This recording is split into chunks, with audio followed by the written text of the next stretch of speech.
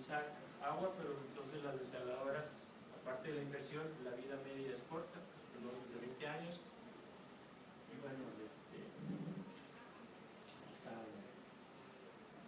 Entonces, el total de cuencas, la calidad del agua en Baja California, hay 87 cuencas, 8 están sobreexplotadas, 9 tienen intrusión salina y 5 tienen salinización. En Sonora serían 63 cuencas, 3 están sobreexplotadas, 5 tienen intrusión salina.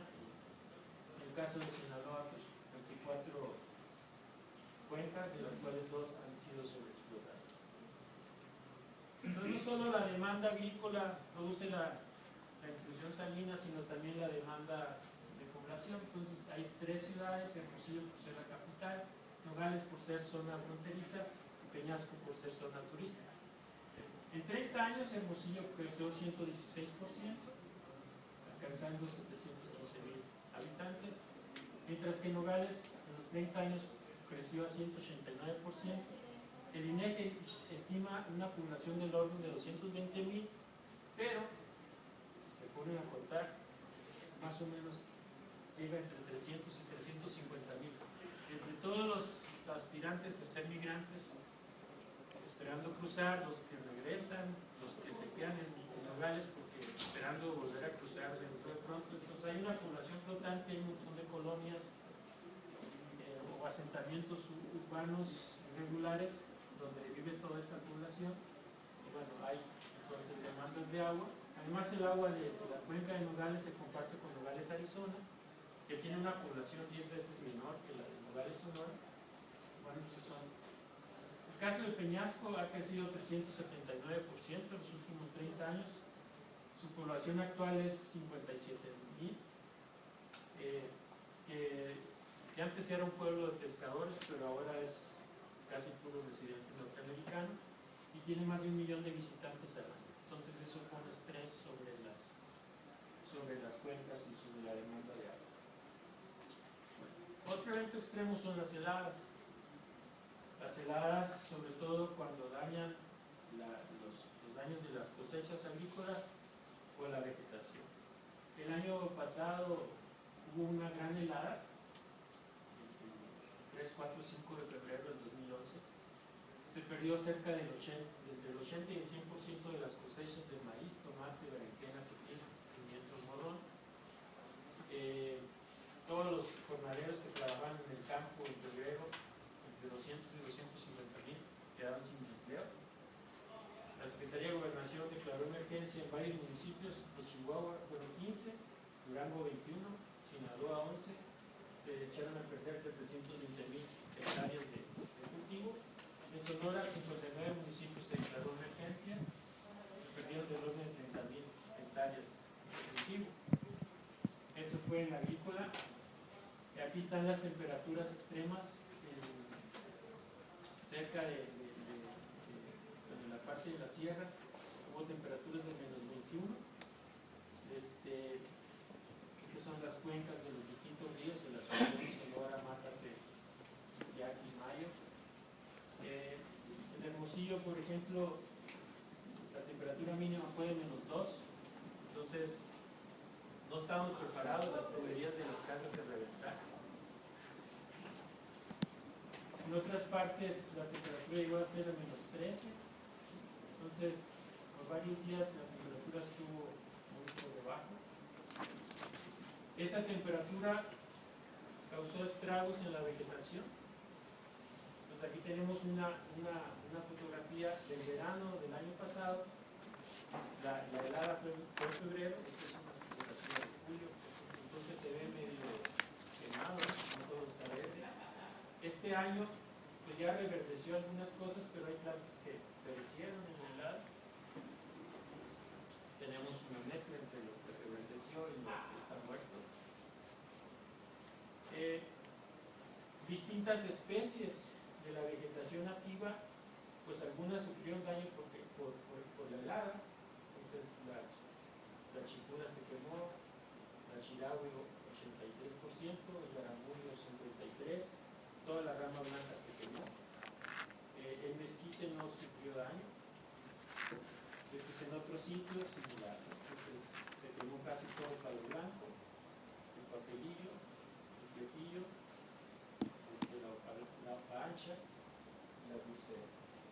Entonces, el tipo de vegetación, pues no todas resisten el cambio drástico en la temperatura. Pues la pregunta natural es, ¿qué va a suceder con la intensidad y la frecuencia de estos eventos extremos con el cambio climático? Entonces, ¿qué va a pasar con las sequías? ¿Qué va a pasar con las precipitaciones intensas? ¿Con las olas de calor? Etcétera. Entonces, recuerden que todo está conectado. El noroeste de México está en esta parte de aquí, entonces, que corresponde con son las celdas de carne que llevan corrientes que se generan del trópico, y aquí está la subsidencia de dos celdas, la que viene del trópico y la que viene de esta parte, de esta latitud norte. Entonces, ¿cómo se van a afectar? Si se van a afectar también los vientos alisos, los vientos del oeste, los vientos del este, ¿cómo van a ser afectados por este cambio climático? Y bueno, ¿qué se pronostica entonces con los eventos extremos ante el cambio climático? Entonces, antes teníamos, digamos, la probabilidad de temperatura. El promedio es la temperatura. Hay días muy helados y hay días muy calientes. Si hay un calentamiento global, entonces esta curva se va a recorrer.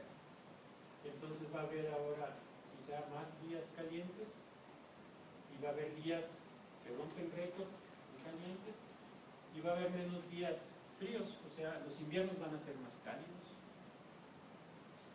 Bueno, supongo que algunas heladas ya no van a ser tan frecuentes. En cuanto a precipitación, si recorremos esta curva por el calentamiento global, entonces esta es la frecuencia de ocurrencia de las lluvias. Hay más lluvias ligeras que lluvias intensas, pero si recorremos la curva con el calentamiento, entonces va a haber menos lluvias ligeras y más lluvias intensas.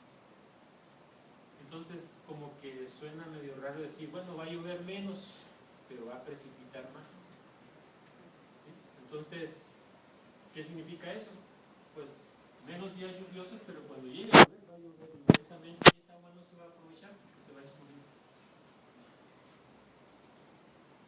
Y bueno, lo que va a suceder también es que cuando este es como funciona el clima, aquí tenemos, esto es América y esto es Asia, esto es el océano Pacífico. Entonces tenemos los vientos alisos, empujan la humedad hacia la parte sureste de Asia. Ahí el océano está caliente, entonces hay evaporación, sube a las nubes y esas nubes generan este tipo de corriente, la corriente Europa. Si hay un calentamiento global, estos vientos se van a debilitar. Bueno, se han debilitado desde 1800 a la actualidad del orden del 3.5%, y se pronostica que para fin del siglo se haya debilitado un 10%. Si se debilitan entonces los vientos, no sé si se vea, pues, y al estar más, va a haber más evaporación porque el océano está más caliente, pero la atmósfera también va a estar más caliente. Entonces, si hay más humedad, pero la atmósfera está caliente, entonces no hay condensación, no hay precipitación, entonces va a llover menos aquí. Y entonces este ciclo que antes mantenía el movimiento en la atmósfera, ese ciclo va a ser ahora más lento. Entonces eso es lo que sucede. Bueno, este es un pronóstico del modelo para final de este siglo, cantidad de pulgadas de agua por año, lo que va a pasar con México. Esta es la escala. Entonces en nuestra región tenemos entre blanco y azul, entonces significa que va a precipitar más, pero menos frecuente. Esto es como era antes, tomando datos del 50 al 2000. La latitud 30, que es donde estamos nosotros, pues sí, la precipitación es menos que si estamos acá en Colombia, ¿no? Con el calentamiento global esta curva se va a modificar y entonces ahora va a llover menos en esta parte. Lo mismo en el hemisferio sur. ¿Sí? En el hemisferio norte pues sí va a precipitar más porque bueno, ya se han derretido las capas polares, hay más humedad, está más caliente el océano y bueno, hay más precipitación. En cuanto a huracanes, ¿va a haber más huracanes si hay calentamiento global? Bueno, esta curva es la actual. Entonces, hay muchos huracanes entre categoría 3, categoría 4 y pocos en categoría 5. Pero si hay calentamiento global, esta es la nueva curva. Va a haber menos huracanes 3 y 4, pero va a haber más huracanes 5. Esa es lo que representaría esta gráfica. Van a disminuir el número de huracanes categoría 1, 2 y 3, y va a haber más categoría 5 porque el motor de los huracanes es el océano caliente. Bueno, esa es mi presentación, porque es la perspectiva de eventos extremos y cambio climático, viéndolo desde el noroeste. Si tienen preguntas. Sí. Nos comentaba en la presentación, en su presentación, que el hecho de que se agote el agua dulce, Sí. permite que pues entre más agua salinizada con más sal. Sí. Esto va a variar, podría variar el pH de los suelos agrícolas. Pues depende de dónde estás sacando el agua. Te das cuenta que tienes un vaso y pones un popote y le jalas la leche o el agua que está en el pote. Entonces, lo que extraigas se mete de los lados, ¿no? No tanto el pH de la superficie, pero el agua de las cuencas, del subsuelo donde tienes el pozo, pues sí se ha ensaltrado. Y la tierra es como una esponja, entonces el agua, si tú jalas agua, pues se mete agua del mar, se viene metiendo y se viene metiendo. Son como esponjas, pero hay valles y hay cuencas, haz de cuenta que en el fondo del mar, el agua pues no viene directamente de la costa hacia adentro, sino que va siguiendo los valles que están por el subsuelo y por ahí está viajando el agua salina. Pero una vez que entra ya no hay forma de sacarlo. Y muchos de los pozos que están en la costa, pues ya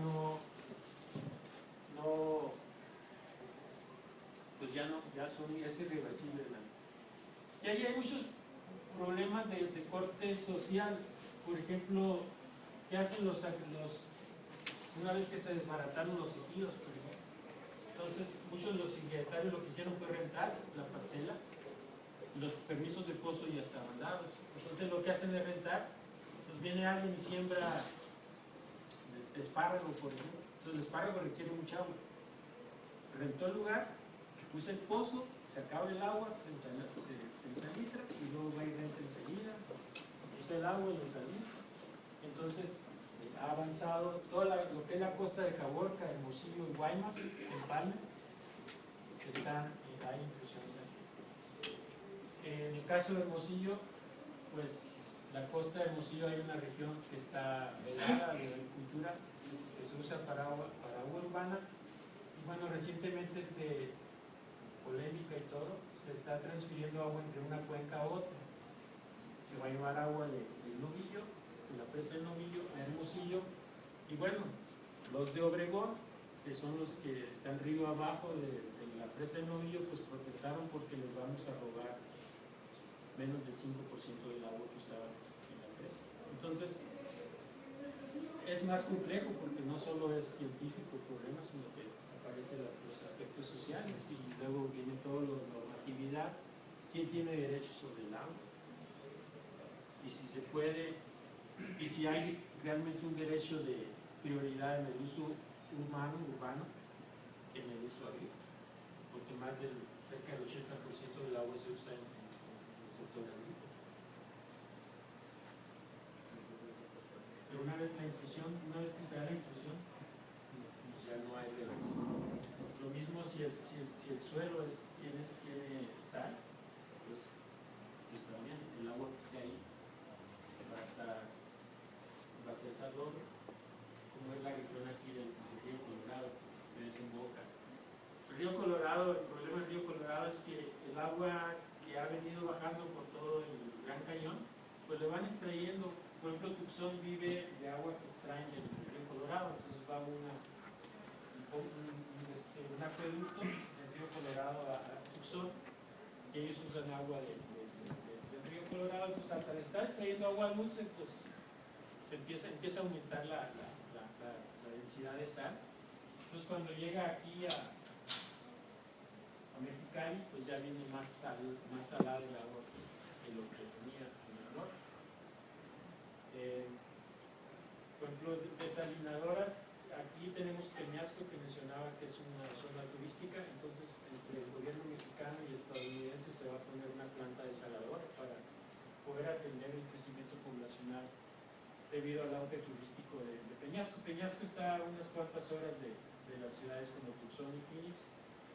Aquí está en San Felipe, que son donde vienen a vacacionar los de California, porque aquí hay playas más tranquilo el agua que en el Pacífico.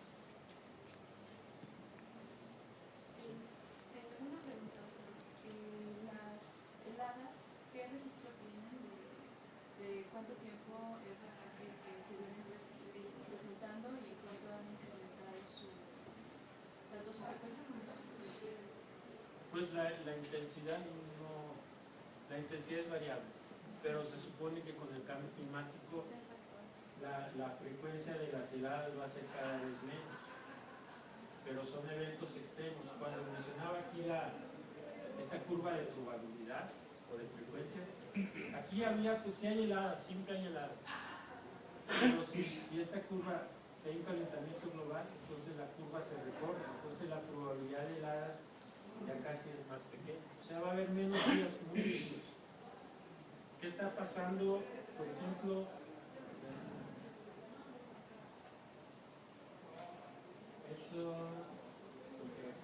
estas son las temperaturas de invierno, estas son las observadas. Entonces, en invierno, pues hay temperaturas de 5 o 10 grados, y hay cosas menos de 5 grados acá todo el norte de Estados Unidos y Canadá. ¿Qué va a pasar en el futuro? Pues como las cosas se van a calentar, donde era antes muy frío, pues ahora va a ser 4 grados más caliente. Aquí va a ser 4 grados más caliente. Entonces, si antes la temperatura llegaba a menos 20 grados, pues va a llegar a menos 16. El problema es en las altas temperaturas. Si antes aquí la temperatura máxima era 52 y le subes, pues será 55. Entonces, si vives por acá, pues la máxima era 28 y ahora es 29 o 30, pues más o menos la hace. Pero ¿qué va a pasar? No toda la vegetación puede migrar, nosotros nos podemos ir, pero no toda la fauna también se puede ir. ¿Qué ha pasado, por ejemplo, teníamos un problema de dengue, el mosquito del dengue, que se cría fácilmente donde hay aguas estancadas, y bueno, hay tipos de dengue, hay uno que es hemorrágico y bueno, puedes morir. Con el calentamiento global, pues la temperatura es ahora más elevada en partes más altas de la sierra, por ejemplo. Entonces empieza a haber apariciones de dengue en las partes más altas de sierra donde antes no había. Entonces algunos animales van a poder migrar, pero no toda la vegetación, o va a haber animales que no sobrevivan en el camino. Se supone que va a haber cierto número de especies que van a perecer. Por ejemplo, en las zonas del océano, lo que es el blanquecimiento de los corales. Los corales hay una temperatura máxima a la que pueden sobrevivir, creo que son 26 grados. En el momento que la temperatura del océano suba arriba de 26, se muere. Y si se mueren los corales, pues se muere todo el ecosistema que se mantenía en los corales. Entonces, la superficie del océano también va a subir. Bueno, nosotros antes hemos estado hablando sobre niños, niñas. ¿Qué va a pasar con un océano más caliente? Va a haber más niños. ¿Y cómo se van a alterar todos los patrones de precipitación? ¿Cómo se van a alterar esos patrones de precipitación? Tanto en invierno como en verano. Pero pues hay que ver si hacemos algo.